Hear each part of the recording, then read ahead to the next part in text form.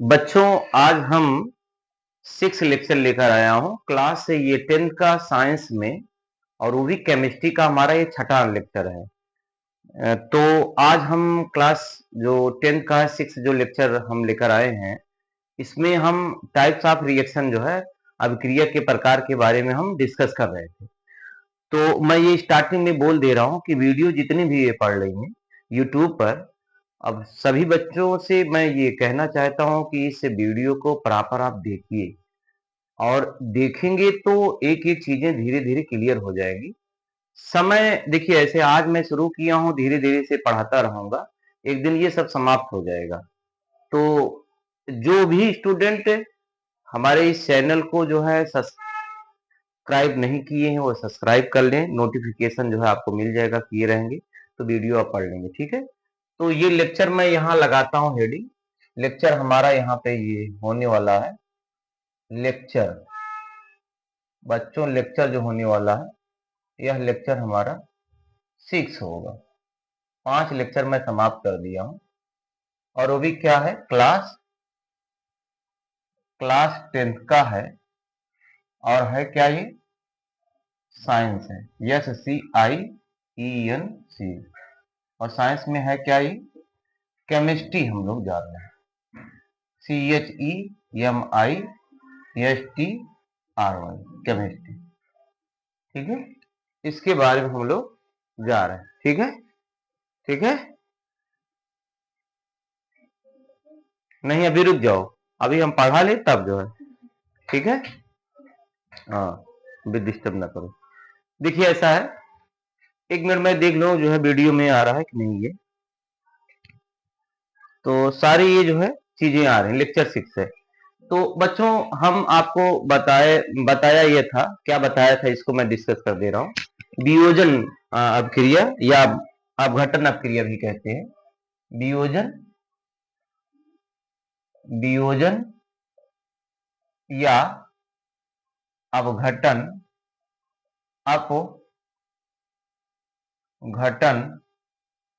अभिक्रिया अभिक्रियाएं अभिक्रियाएं अभिक्रिया या अभिक्रियाएं, इसको कहते हैं इंग्लिश में डीकम्पोजिशन या डिसोसिएशन रिएक्शन। डीकम्पोजिशन या डिसोसिएशन रिएक्शन कहते हैं।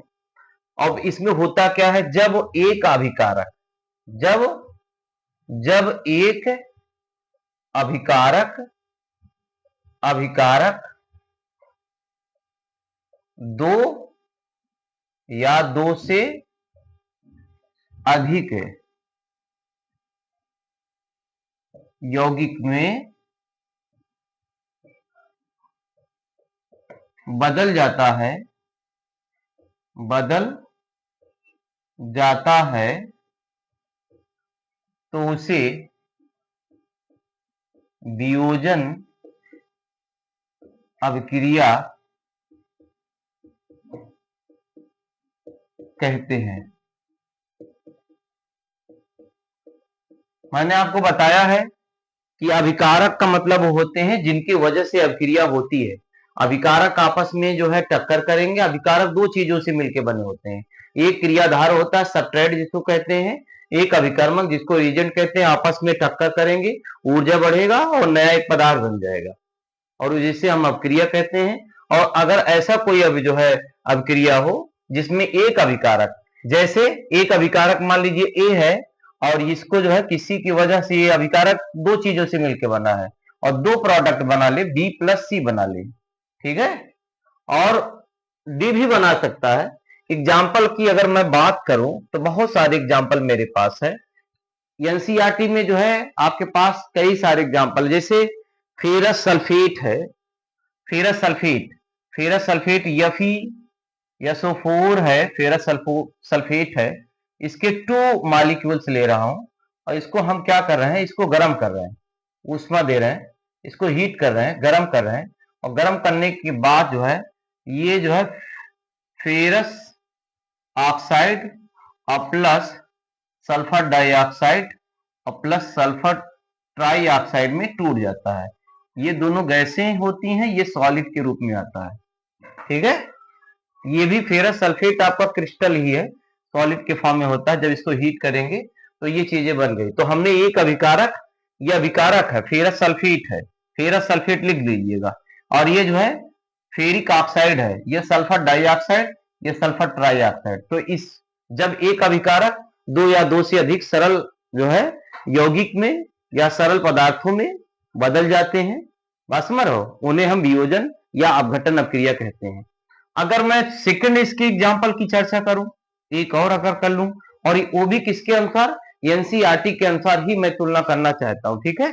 तो उसमें कैल्शियम, कैल्शियम कार्बोनेट है CaCO3, नाम नोट कर लीजिएगा, छोटे छोटे फार्मूले आपको काम देंगे। हमारे पास टाइम नहीं, मैं बोल जा रहा हूं बस। कैल्शियम कार्बोनेट है, जिसको चूना पत्थर भी कहते हैं।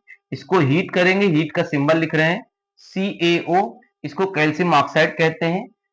बिना बुझा चूना, बुझा चूना नहीं है, बिना बुझा चूना है। अब उसके बाद साथ में CO2 गैस, ये गैस है, हम गैस, G फॉर गैस और S फॉर सॉलिड, इसके हम अवस्था भी लिख रहे हैं। तीसरा अगर हम जो है एनसीईआरटी के ही एग्जाम्पल के अनुसार चले, यहाँ पे मैं बताना चाहता हूँ एनसीईआरटी में ये थोड़ा सा गलत ये लिख दिया है, कैल्शियम ऑक्साइड को बुझा चूना लिखा है, जो कि ये बिना बुझा चूना होना चाहिए। अगर आप किताब पढ़ते होंगे तो देखिएगा, जो मैं बता रहा हूँ वो फैक्ट चीजें हैं, मैं इसलिए बता रहा हूँ क्योंकि मैं भी किताब पढ़ता हूँ। तीसरा अगर हम देखें तो लेड नाइट्रेट है, PbNO3 है बच्चों, और होल ट्वाइस है, 2 मॉलिक्यूल्स ले रहा हूं। इसको भी अगर गर्म करेंगे तो ये हो जाएगा PbO, लेड ऑक्साइड, ठीक है, और प्लस NO2, यहां आप 4 लिखेंगे, और प्लस O2। अब इसको बैलेंस से आप देख लीजिए, दो ये हो जाएगा नाइट्रोजन, और दो से यहां मल्टीपल करेंगे 4, तो 4 नाइट्रोजन आप आ गए। और अगर ऑक्सीजन करें तो 6 ऑक्सीजन है, 6 दूनी 12, यानी कि 2 4 दूनी 8, 8 8 2 10, और 10 2 12। तो ये दोनों जो है नाइट्रोजन के जो ऑक्साइड है, नाइट्रोजन डाइऑक्साइड, ये ऑक्सीजन, और ये जो है लेड ऑक्साइड, जिसको हम लिथार्ज भी कहते हैं। तो ये जो हमारी चीजें होती हैं सॉलिड के फॉर्म में होती हैं, ये दोनों गैसें होती हैं। इसको कहते हैं वियोजन अपक्रिया। क्या कहते हैं? वियोजन अपक्रिया कहते हैं। ठीक है बच्चों, कोई दिक्कत तो है नहीं। अब वियोजन अपक्रिया अगर हम देखेंगे तो ये निम्न प्रकार की होती है। वियोजन अपक्रिया की वियोजन या जो है, या इसे कहेंगे अपघटन, अपघटन अपक्रिया, वियोजन अपक्रिया या अपघटन अपक्रिया निम्न प्रकार की होती है। और यह जो है कितने प्रकार की होती है बच्चों? ये है 3 प्रकार की होती है। कितने प्रकार की? 3 प्रकार की। कौन कौन होती है मैं पहले आपको बता दे रहा हूं। फर्स्ट मैं लिखना चाहता हूं, वियोजन जो या अपघटन अपक्रिया है 3 प्रकार की होती है। पहले है, पहला आपका ऊष्मीय अपघटन। कौन सा है? ऊष्मीय। ऊष्मीय अपघटन में बहुत आराम से बोल रहा हूं, मेरे साथ धीरे धीरे आप पढ़ते रहेंगे तो ये चीजें समझ। ऊष्मीय अपघटन, इसको कहते हैं thermal, thermal decomposition, decomposition, thermal decomposition. Thermal means होता ही है हीट है, और डीकंपोजिशन मीन्स, डी मीन्स होता है टूटना, कंपोजिशन मतलब जिससे वो मिलके बना हुआ है। तो जब कोई अभिकारक ऊष्मा देने पर टूट जाए, जब कोई अभिकारक ऊष्मा देने पर टूट जाए तो उसे हम क्या कहते हैं? ऊष्मीय अपघटन अपक्रिया कहते हैं। जैसे जैसे यही वाला एग्जाम्पल है, ये जो गर्म हमने किया है, गर्म मतलब इसमें ऊष्मा दिए हैं। तो जैसे एग्जाम्पल मैं बोल दिया हूं, इसको लिख लीजिएगा। ऊष्मा, ऊष्मीय अपघटन अपक्रिया उसे कहते हैं जब कोई अभिकारक ऊष्मा देने पर दो या दो से अधिक सरल अणुओं या यौगिकों में टूट जाते हैं, तो इसी जो है प्रक्रिया या इसी घटना का नाम ऊष्मीय अपघटन होता है। जैसे हमने क्या लिया, फेरस सल्फेट FeSO4 के 2 मॉलिक्यूल्स, इसको हमने जो है ऊष्मा दिया, गर्म किया, और गर्म करने के बाद ये आपका Fe2O3, इसका नाम है फेरस ऑक्साइड। फेरस ऑक्साइड जो बोल रहा हूं लिख लीजिएगा, फेरस ऑक्साइड, और प्लस सल्फर डाइऑक्साइड, और प्लस सल्फर ट्राई ऑक्साइड में टूट जाते हैं। तो इसको क्या कहते हैं? इसको बच्चों कहते हैं कौन सा? ऊष्मीय अपघटन। ऊष्मा देने पर, ऊष्मा देने पर, और ये तीनों अगर मैं जो लिखा हूं, ये तीनों इसी के जो है बेस्ट एग्जांपल हैं। किसके? ऊष्मीय, थर्मल जो है, ठीक है। अगर हम प्रकाशीय जो है अपघटन एक आता है, यहां दिख रहा होगा, देखिए यहां देखिए दिख रहा होगा, प्रकाशीय, प्रकाशीय, प्रकाशीय अपघटन, प्रकाशीय अपघटन अभिक्रिया है। तो प्रकाशीय का मतलब क्या है? फोटोलिटिक है डिकम्पोजिशन, इसको कहते हैं फोटोलिटिक डिकम्पोजिशन।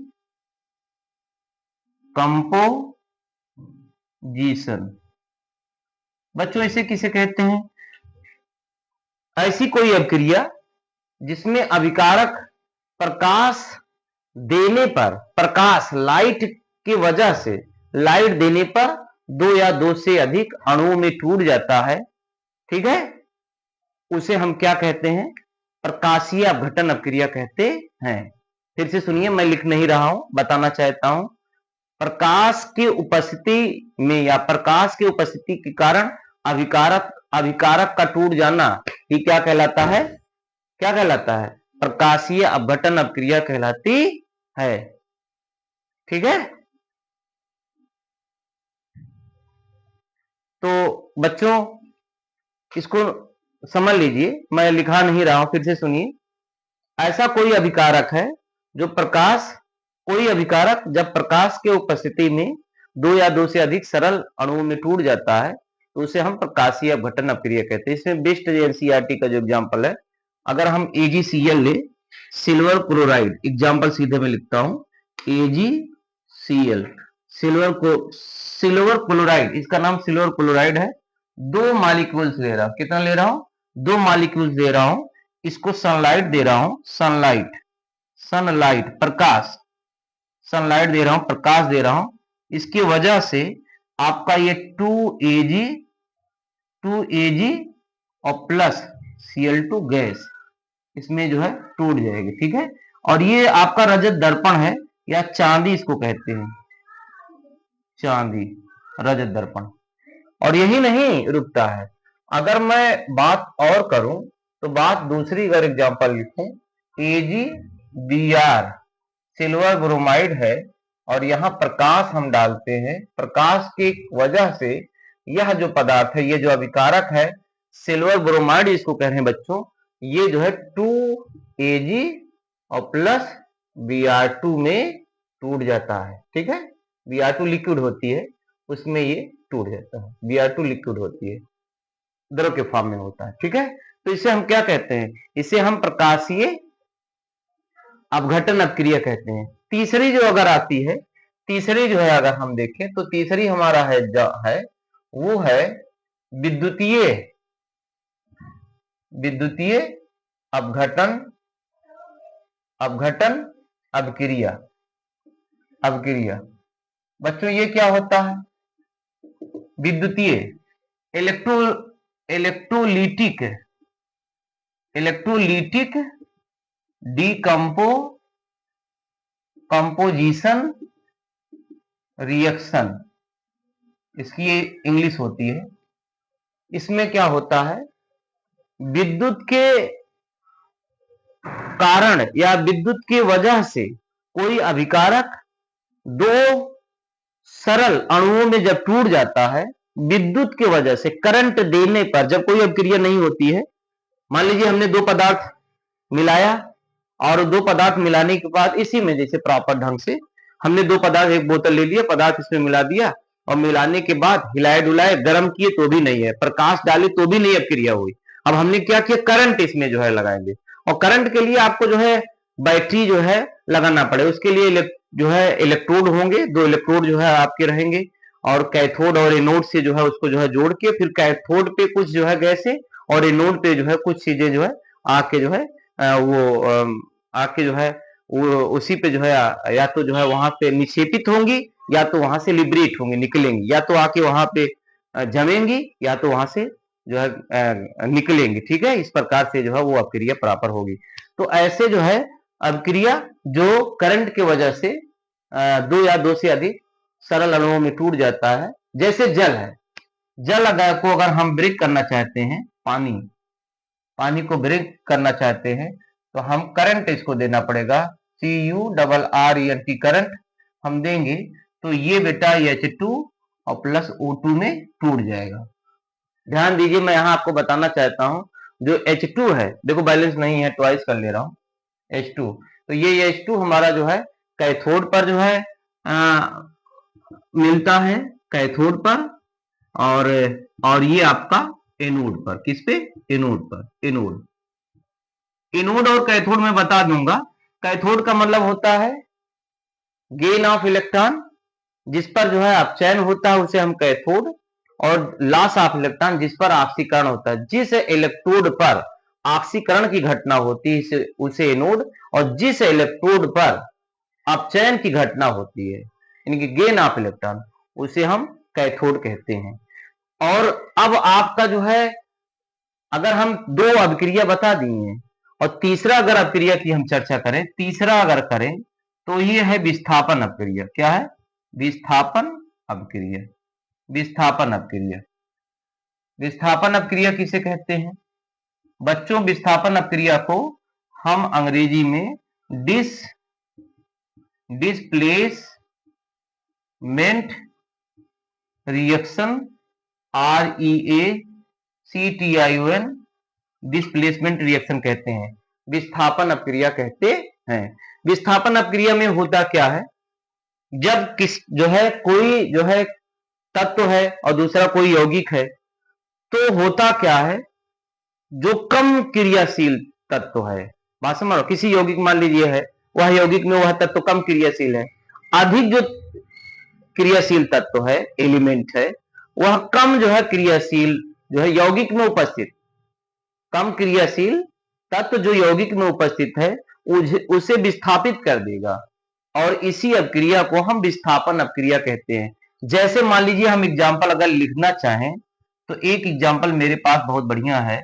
जैसे यहां पे आप देख सकते हैं यफी है, यफी, और ये है कॉपर सल्फेट है, कॉपर सल्फेट है, ये सॉलिड है बेटा, और ये एक्वस है, और होगा क्या, ये जो तत्व है, आयरन आपका तत्व है, और ये आपका यौगिक है, इसका नाम कॉपर सल्फेट है, कॉपर सल्फेट है, और यह कॉपर सल्फेट में कम क्रियाशील, Cu कम क्रियाशील है। एक्सपेरिमेंट बताया गया है, कौन अधिक क्रियाशील है, कौन सा कम क्रियाशील है, ये एक्सपेरिमेंट के माध्यम से पता चलता है। तो Fe अधिक क्रियाशील है और Cu कम क्रियाशील है, ये क्या करेगा, Cu को इस यौगिक से हटा देगा, तो बना लेगा FeSO4 और प्लस Cu, और Cu यहाँ सॉलिड और ये एक्वस, इसको कहते हैं फेरस सल्फेट, और ये आपका कॉपर बनेगा। ठीक है, तो इस प्रकार से ऐसे अभिक्रिया को हम क्या कहते हैं, डिस्प्लेसमेंट या विस्थापन अभिक्रिया कहते हैं। ऐसी कोई अभिक्रियाएं जिनमें अधिक क्रियाशील यौगिक में उपस्थित कोई जो मेटल है, कोई जो धातु है, वह कम क्रियाशील है, और वह जो है अधिक जो क्रियाशील जो तत्व है, जो धातु है, मेटल है, कम क्रियाशील को क्या करे, डिस्प्लेसमेंट कर दे, हटा दे, वहां से रिमूव कर दे, और वह जो है उसके साथ जुड़ जाए, जो यौगिक था जो है इसके साथ ही आके जुड़ जाए, तो ऐसे घटना को, ऐसे संपूर्ण जो है प्रोसेस का नाम ही क्या कहलाता है, विस्थापन अभिक्रिया कहलाता है। तो लेक्चर यहीं आज 5 में, लेक्चर सॉरी मैं गलत बोल गया, लेक्चर यहीं आपका 6 में द एंड करता हूं, और कल मैं इसके आगे पढ़ाऊंगा। ठीक है, और ये आप जान लीजिए जो क्लास आप ले रहे हैं बाई इमरान सर के द्वारा ले रहे हैं। ठीक है, कोई अगर दिक्कत है, कोई समस्या है तो हमें सुझाव दीजिए, अपनी बात को आप बताइए, और मैं निश्चित रूप से बता रहा हूं कि ये जो चीजें मैंने आपको बताई है, ठीक है, ये कहीं ना कहीं जो है बहुत सरल है, बहुत इजी रूप में हमने इसको जो है बताने का, एक्सप्लेनेशन करने का प्रयास किया है। उम्मीद व आशा दोनों है कि आप इस वीडियो को पूरी तरह से पढ़ेंगे, देखेंगे, अच्छा लगेगा तो आप निश्चित रूप से इसको कमेंट करिए। ठीक है, कमेंट करके बताइए कि समस्या कहाँ हो रही है एक्सप्लेनेशन में। देखो सबके पढ़ाते वही हैं, सब लोग, कोई अलग नहीं पढ़ाता है, चाहे आप कहीं भी पढ़िए, कोई किसी भी टीचर से, बस शर्तें क्या है, उसका एक्सप्लेनेशन करने का जो है तरीका थोड़ा सा अलग होता है। कॉन्सेप्ट वही है, कुछ बहुत व्यवहारिक व सरल जो है एक्सप्लेनेशन कर देते हैं, कुछ किताब की जो है लैंग्वेज ही सेम रहती है, तो उनका जो है अंदाज अलग अलग रहता है व्याख्या करने का, और है वही चीज है। ठीक है, तो आज का वीडियो छठा जो लेक्चर है यहीं पर है, और अगले दिन हम फिर जो है 7वें लेक्चर के साथ मुलाकात करेंगे, और वह हमारा द्विविस्थापन अपक्रिया डबल डिस्प्लेसमेंट होगा। फिर जो है अपचयन और आपसीकरण अपक्रिया होगी जिसको रेडॉक्स कहते हैं। फिर छोटी सी दो ये हेडिंग और बची हैं, फिर ये चैप्टर क्या हो जाएगा, पूरी तरह से समाप्त हो जाएगा। ओके, बहुत बहुत अच्छा लगा कि बच्चे हमारे इस वीडियो को जो है देख रहे हैं। Thank you so much. Okay, बहुत बहुत आपको शुभकामनाएं वीडियो देखने के लिए। ओके बच्चों।